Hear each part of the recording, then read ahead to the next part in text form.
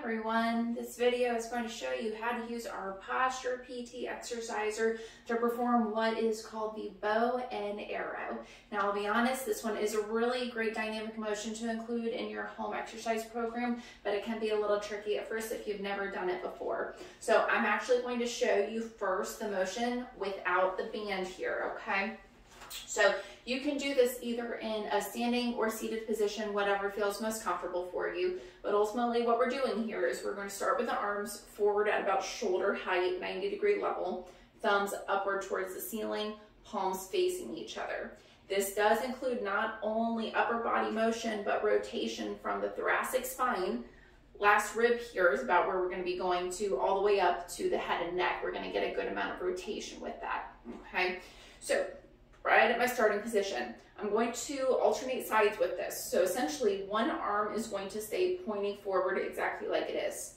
The other arm is going to pull back into a row motion.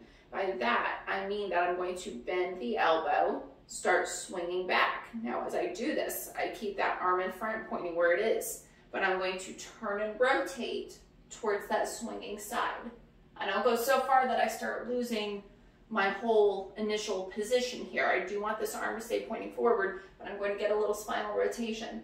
And then I come right back. I'll go ahead and alternate sides just to show you the difference. So switching off, which arm pulls back, which stays forward, get a little rotation, and then come back. Now you can alternate sides with this and just go back and forth.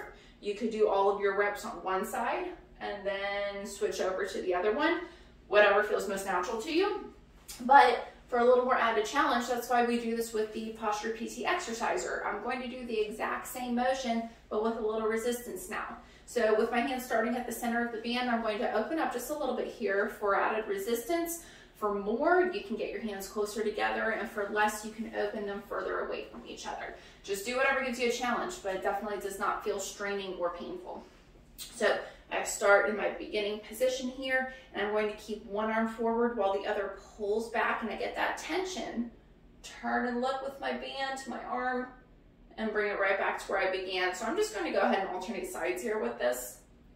Always make sure there's no shoulder hiking, no compensations, just to try to get more movement happening here. Back and forth we go. All right, that's it. I want you to do about 10 repetitions on average for 2 sets.